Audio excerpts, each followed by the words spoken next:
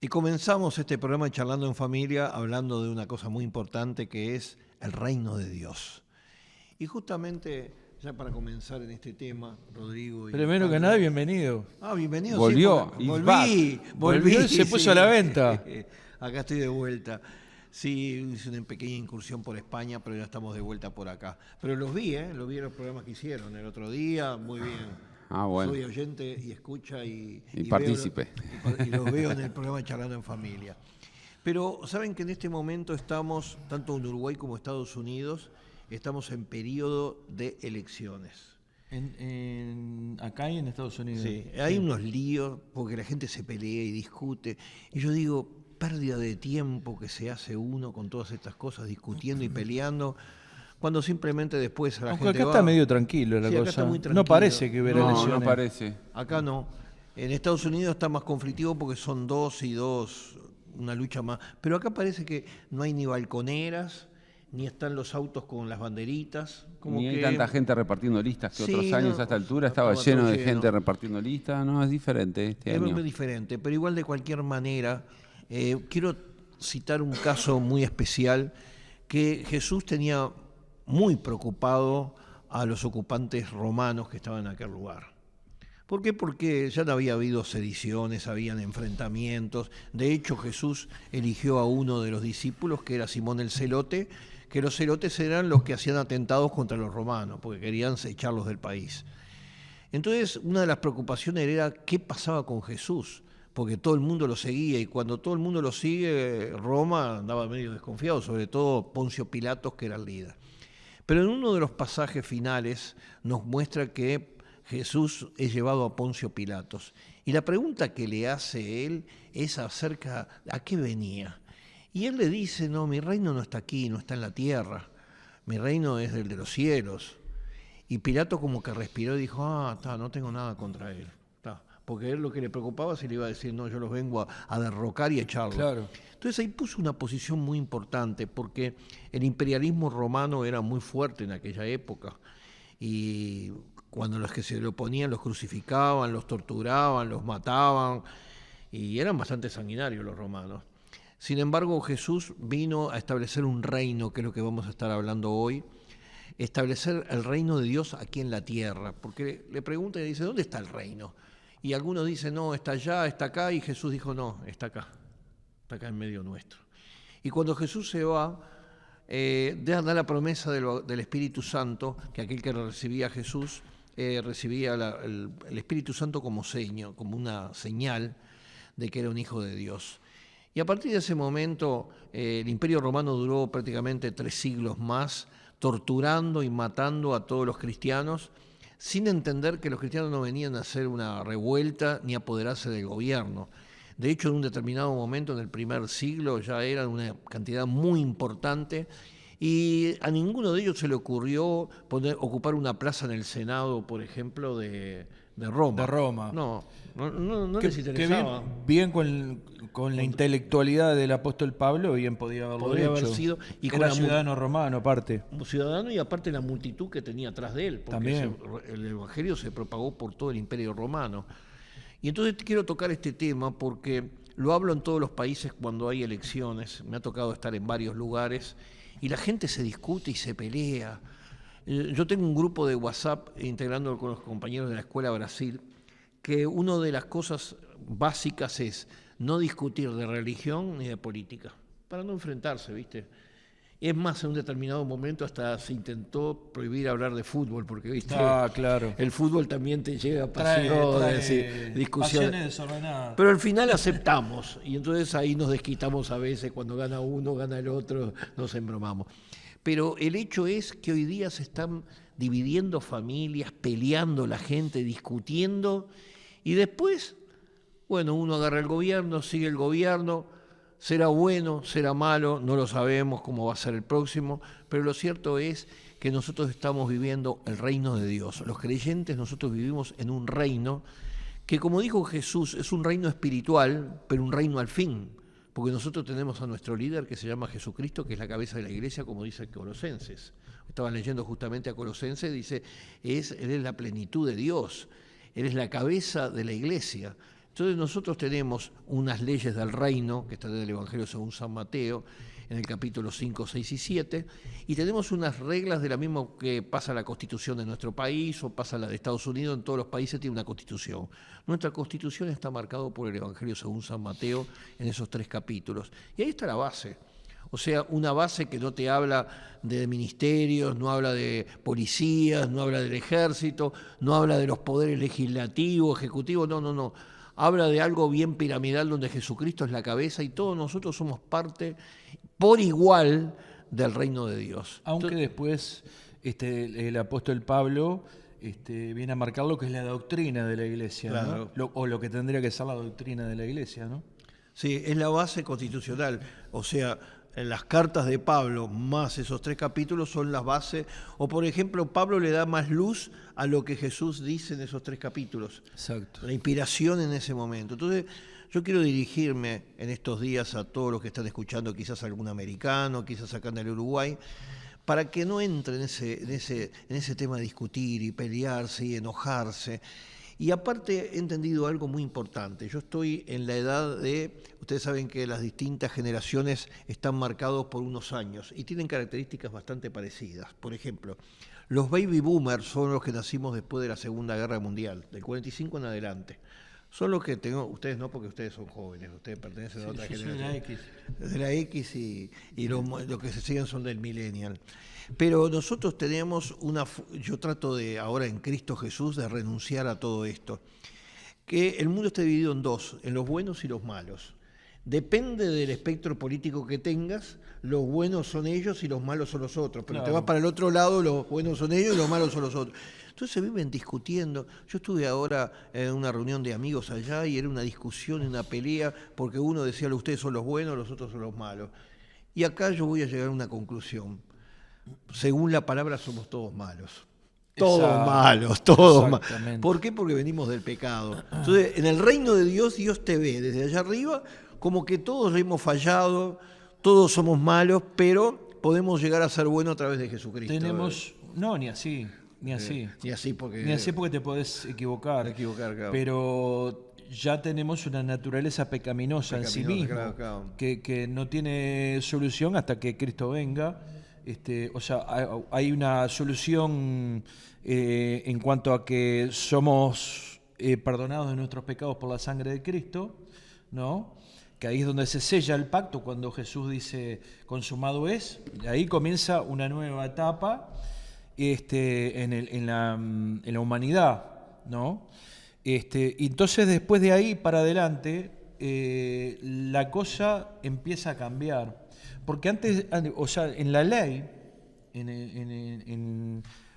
hablando de dispensaciones o pactos también, en la ley podemos ver de que era una teocracia Claro. en el pueblo de Israel, ¿no? Pero de Jesús en adelante la cosa cambia totalmente. En realidad cambia antes para mí. Con Saúl, con la gente abandonando la teocracia y pidiendo un rey como en las demás naciones. Claro, sí, pero fue un cambio, que no duró tanto tampoco, ¿no? Unos cuantos siglos duró. Hasta que se los llevan presos para Cautivos, Babilonia, claro, cautivos a diferentes sí. lugares. Pero ahí hay un cambio de reinado que marca un quiebre muy importante en el pueblo judío. Porque como decías vos, hasta ese momento era Dios gobernando. Y eso que Dios les hace la advertencia, pero ustedes van a nombrar un rey, Sí. y cuando este rey les pida las cosas, ustedes lo van a tener que hacer. Ya tenían una reglamentación que estaba dado por los primeros 5 libros del Pentateuco, que era parte de la reglamentación que tenían, ¿no? Porque cada reino necesita una reglamentación o leyes que gobiernen para que no sea un descontrol. Caos. Claro. Entonces, Para que no sea una anarquía. ahí ellos Para- empezaron a perder la teocracia mirando que las naciones de los costados, las naciones que estaban alrededor de ellos, porque todas tenían reyes. Es interesante la historia de los reyes, porque hoy es algo que está medio en decadencia. ¿no? Sí, está bastante en decadencia. O sea, ¿no? siguen existiendo algunos con más Con autoridad. exposición pública Y autoridad que también. autoridad también, porque en realidad en Inglaterra Son figurativos. son figurativos. Sí, sí. Tienen incidencia en lo político, pero no son los que cortan el bacalao, por decir de alguna Claro, manera. sí, sí. ¿no? En España pasa lo mismo, en Holanda. Suecia, ¿no? Todos esos Hay todo una... Dinamarca. Pero que son figurativos. No tienen el control del reinado como lo tenían siglos atrás.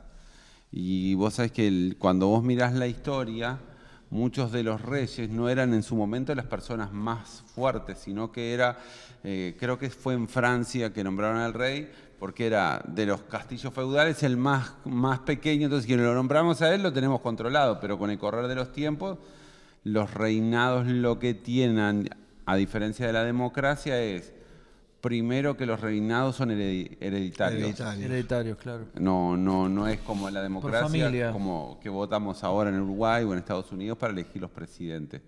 Y la otra cosa importante es que el rey está por encima de la Constitución, o sea, de las reglamentaciones. Claro. Porque si al rey hoy te decía, Pablo, no me gusta tu cara, te quiero decapitar, Chao, la quedaba. no había forma, ¿no? Pero no había los de- juez que valiera. No había La orden nada. del rey primaba sobre todas las cosas. Exacto, entonces el rey era la palabra absoluta, era el poder político, era el poder judicial, era todo, ¿no? Si bien habían algunas normas que gobernaban y a veces se levantaban la gente, y empieza ese proceso que va a durar hasta, podríamos decir, hasta la Revolución Francesa, más o menos, que empieza la transformación del mundo occidental, sobre todo, en lo que se conoce como democracia, algo que está instalado en nuestra cultura y que cuando nos hablan de reinado no comprendemos completamente lo que significa, ¿no? Porque muchas veces decimos, Jesucristo rey, y no lo entendés.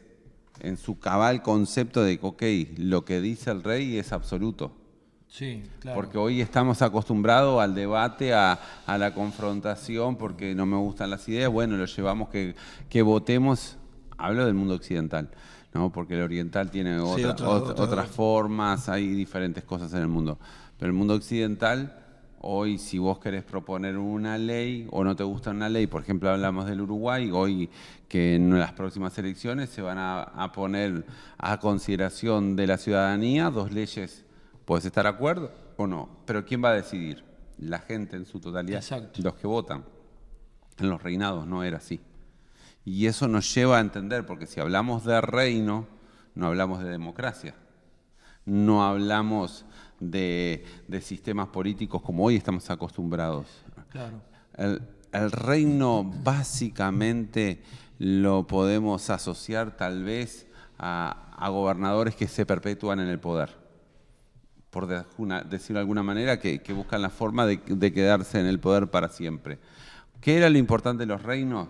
Y creo que es una de las grandes diferencias del reino de los cielos. Los reinos estaban delimitados por un territorio.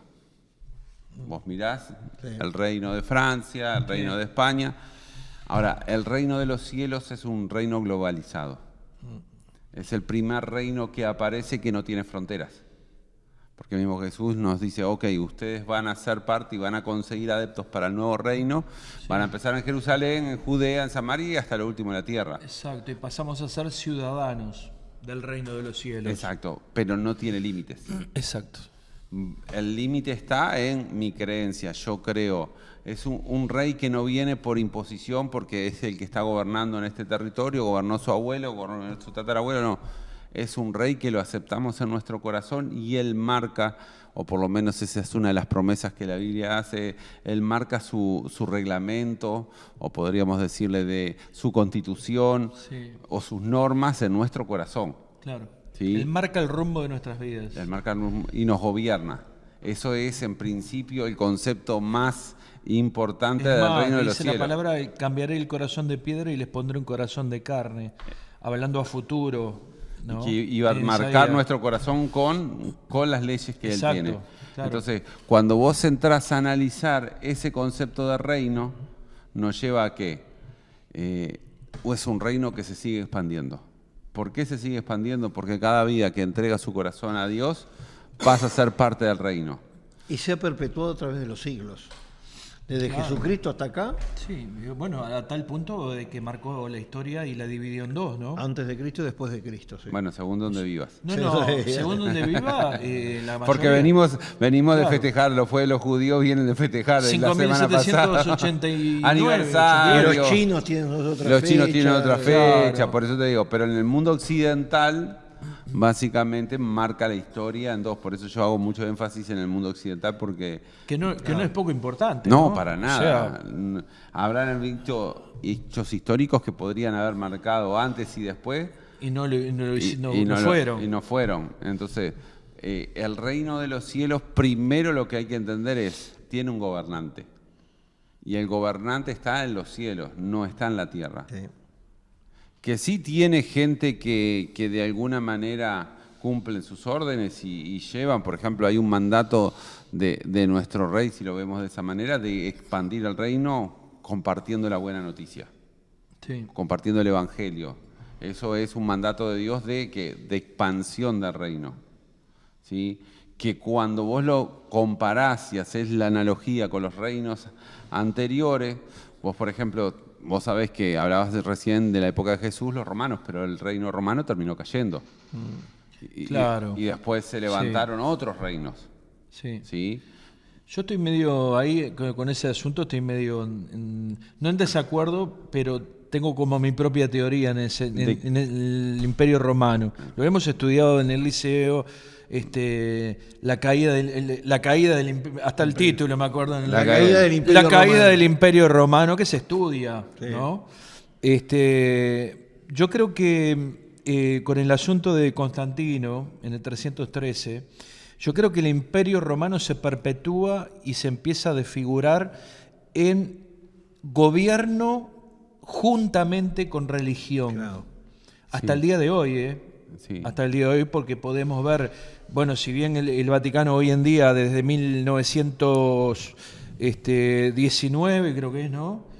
Tiene su economía, su autonomía de 1 kilómetro cuadrado. 1 kilómetro por 1 kilómetro. ¿Y cómo manda? Que fue dado, ese espacio fue dado por quien quiso renovar el Imperio Romano, que fue Benito Mussolini, ¿no? Entonces, yo creo que el Imperio Romano continuó, juntamente tomado de la mano con la religión, tienen el poder. Porque Y ahora lo tienen expandido en el mundo. yo comparto con eso porque hay una mezcla que después hace que cuando los vienen a invadir, la gente entrega su vida a Jesús y ahí es donde se aparece esa Claro. mezcla. Porque si no hubiera sido como el imperio griego. Claro. El imperio griego Sí, sí. mezcló algunas de sus ideas a los romanos, pero no quedó más nada. Desapareció. Si vamos más atrás, Sí, claro. reino babilónico, También. que no quedó otro. nada. Medos persas. Los babilónicos hoy, y comparto contigo, Bueno, también cada, todo eso lo estudiamos incluso en el seminario, todo eso, ¿no? Los diferentes tiempos Exacto. de reinados. pero cuando vos ves, y ahí comparto contigo eso que decías, cuando se levanta una persona políticamente importante en donde existió un reino, porque hace unos años atrás Saddam Hussein quería levantar el imperio babilónico. Claro. Hussein, sí. Incluso quiso hacer nuevamente los jardines colgantes de Colgantes Babilonia. de Babilonia, sí. Renovó cierta parte De las murallas. De las murallas que en los ladrillos decía Nabucodonosor, ¿sabías? Y mandó a hacer ladrillos especiales, que son unos ladrillos azules, y puso Hussein. en los ladrillos. Eso no sabía. Sí. Pero sí vi las imágenes. Pero ¿qué pasa? Y quiero eso. Los reinos constantemente estaban en guerras. Claro. Guerras que era en la época de David, eso, flecha, arco, ese tipo de guerras. Hoy, si vemos la guerra que estamos Es un botón. viviendo hoy, es más tecnología que frente a mano, persona a persona. Pero ¿qué pasa? El reino de los cielos también tiene su guerra. Claro. No una guerra que es contra Física. personas. Física, Porque no ahí física. yo quiero hacer la diferencia. Claro. La guerra del reino de los cielos no es contra personas, contra individuos que te rechazan, sino que contra un mundo de las tinieblas que gobierna para que esa confrontación siga existiendo.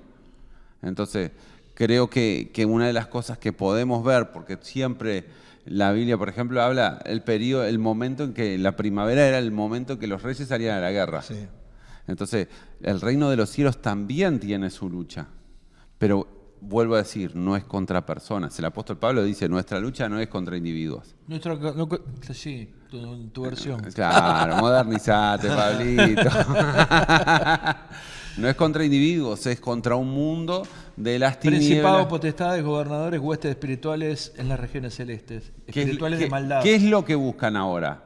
Un reino donde delimiten Latinoamérica, Oceanía. No, lo que se está buscando es los corazones de las personas.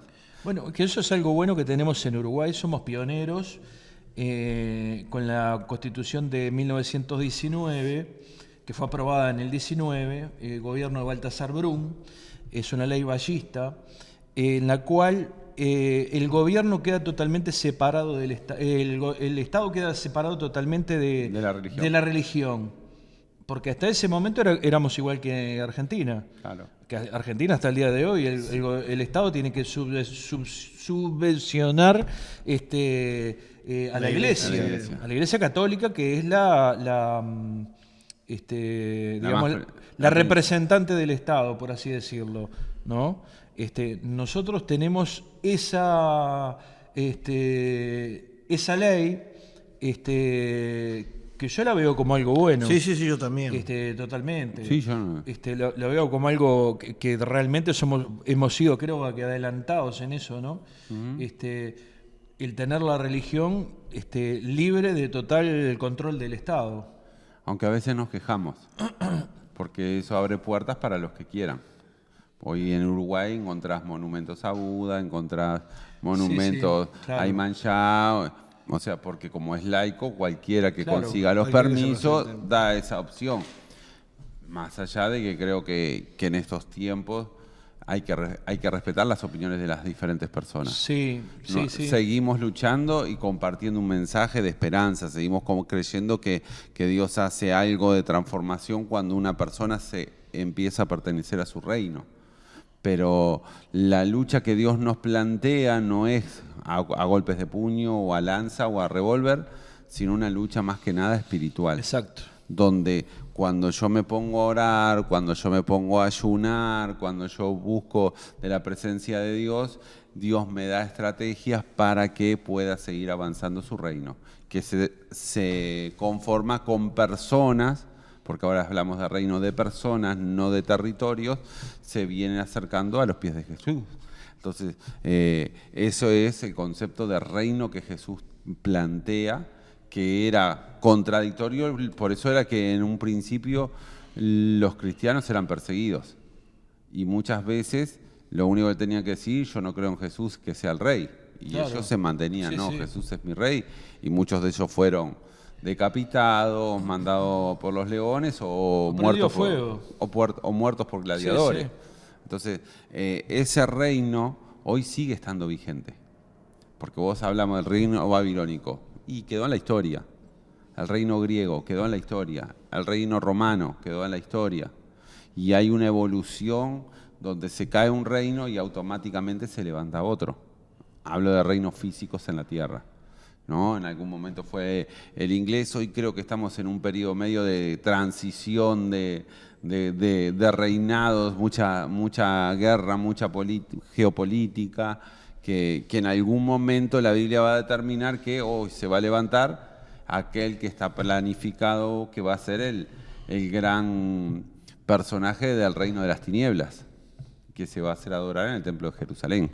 Ahora, ustedes tocaban una parte muy importante. Los reinos de este mundo son muy cambiantes. Y hablando un poquitito de historia, por ejemplo, hubo una época que el imperio austrohúngaro fue de los más importantes en Europa. Sí. El imperio turco otomano manejó hasta la Primera Guerra Mundial, y hay otros que han querido volverlo a reflotar y cayeron. Pero el reino del Señor se mantiene hasta ahora. El reino de Jesucristo se ha mantenido hasta ahora Con siempre. todas las persecuciones que Sí, persecuciones. ha tenido, ¿no? Entonces aquí viene la otra cuestión. ¿Son todos realmente integrantes del reino? Porque me he encontrado con gente que dice, ay, estuve en la congregación, pero me encontré con gente que me parece que están haciendo las cosas mal. Yo digo, sí, lo vas a encontrar porque el trigo está mezclado con la A donde cizaña. vayas. En cualquier lugar donde tú vayas vas a encontrar, no porque diga yo soy un creyente en Jesús, Exacto. sino hacedor de la palabra. Y esto es lo que marca a aquellos que integran el reino.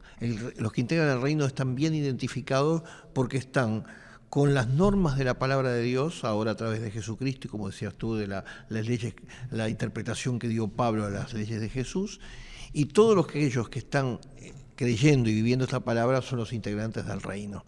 Y nuestra cabeza es Jesucristo. Hace unos años atrás, en este mismo programa Charlando en Familia, antes de las elecciones, estamos haciendo el programa con Miguel Barbero, y recuerdo... No, después lo seguimos haciendo. Después igual. de decir, no, en aquel momento era previo a la elección y dijimos, en el próximo programa vamos a decir a quién votamos. Se armó un problema, todo el mundo nos paraban hasta en la calle a decirnos, vos tenés que votar a tal partido. Bueno, entonces cuando llegó el momento dijimos, bueno, ahora tenemos todas las bases para decir... No quemes nada, y en por la favor. segunda media hora dijimos, bueno, el que tiene el control de la salud, el que tiene el control de la economía, el que tiene el orden social, el Ministerio del Interior, todo, vamos a votar a este candidato que lo tiene todo, Jesucristo de Nazaret, y ahí fue esto. Bueno, Y pero era ahora, verdad, claro. ahora vamos a decir de verdad. Sí, sí, sí. No en este programa, pero vamos a decir de verdad a quién vamos a votar cada uno. Pero Pero- esto se genera unas polémicas enormes y hay gente que se quedan enemistados, incluso Claro. dentro de la misma iglesia. Pero A por veces favor. dice, no me digas que vas a votar a fulano de tal. Estamos en una democracia, el voto es libre, secreto. Pero vamos a las cosas como son. Cada uno es libre de hacer lo que quiere. Y al ser el voto secreto, vos votás lo que se te antoje a vos o lo que Dios te guía a que Claro, hagas. claro. Yo qué sé. Porque no vamos a estar dándole consejo a la gente de lo que debe de votar Sí, no, o no. lo que debe de hacer con su vida. O sea, ya más o menos tenemos un encaminado cómo debemos de comportarnos y cómo debemos de ser nosotros. Exacto. Y conforme a eso, decidirá, yo qué sé. Yo siempre digo que ora antes de votar y que Dios te guíe. Claro, Ah. así cerro los ojos y agarro. No, porque hay mucha gente que Así toco el dedo acá. que quiere que le digas que votar. Eso Sí. es lo que te iba a decir. ¿Cuántas veces nos han venido a pedir Nos han consejos? venido, sí. ¿A quién votamos? ¿A quién voto? Pastor, ¿a quién voto? Y mirá, el votar, o sea, votar tenés que votar porque es obligatorio. Pero Eso podés es. votar en blanco incluso. Podés votar en blanco, O anulado, anulado. Anulado, o claro. podés pagar la multa. Puedes pagar la Claro, para multa. pagar la multa. ¿Entendés? Es bien simple la cosa. Me Sí, parece a pero mí. si sos estudiante, si sos jubilado, te complica Hay la que historia. recordar Ah, que en bueno, Uruguay sí. es obligatorio, Es pero obligatorio. en la gran mayoría de los países no es obligatorio. Estados Unidos votan el 30, Sí, 40% de la sí, gente. sí. En Europa pasa lo mismo, no es obligatorio. Pero en este país que es obligatorio, bueno, nosotros no estamos como pastores para dar consejos a quién vas a votar. Incluso nosotros vamos a votar, pero nunca nos van a escuchar en el programa, vote a fulano de tal, porque no es la idea. La idea es que nosotros pertenecemos al reino del Señor y el reino va por encima de los reinos de este mundo. Por encima de todos los políticos, cada uno va a tener que dar de cuenta a Dios, sea el presidente de la República, el ministro, el líder político de un sector, todos vamos a tener que dar cuenta delante del Señor de nuestra vida y nuestra fe. Que en definitiva el que pone y saca es Dios, ¿no? También. Claro. O sea, Por eso la palabra el dice que oremos el por las permite, autoridades. Claro, el que permite que es Dios. Y cuando me dicen, no, pero si gana fulano de tal es el malo. Y recuerden en la Biblia, Nabucodonosor era bueno. Un idólatra de primera, se hizo una estatua y mandaba a matar a la gente que no se postrara delante de la estatua de él. Y sin embargo, Dios le dice, este es mi siervo. Y termina Claro. dándole uno de los sueños más impactantes que marca la historia, que eso sería para otro tema, de todos los imperios que han ido hasta el final. Así que con esto terminamos este programa Charlando en Familia, recordándoles que... ¿cómo Hoy estamos? jueves tenemos nuestra reunión en el Cerro, Camino a la Paloma 2010, a partir de las 19:30 horas, que el domingo, que va a ser un culto especial en la mañana, porque se abre la iglesia a partir de las 9 de la mañana, un tiempo de oración y ayuno, que lo vamos a cerrar con una Santa Cena, así que aprovechamos a invitarlos a todos que quieran ir un tiempo de buscar guianza de Dios. Vamos a estar a partir de las 9 y después también a las 17:30 también se vuelve a dar Santa Cena. Eso es un poquito los horarios que tenemos en el cerro. Y nosotros tenemos jueves la reunión de inmigrantes a las 19:30, mañana tenemos la reunión de oración a partir de las 7 de la tarde y el domingo tenemos escuela bíblica a las 10 de la mañana y a las 10:30 la reunión. Y también nos quedamos a Rode Cecilia Telechea. Hoy 19:30 en Vilar de Bon 1900, esquina Ramón del Valle Inclán, y el domingo a las 18 horas. Y con esto se nos va este programa y tenemos que decir que el martes a estas mismas horas, Charlando en Familia.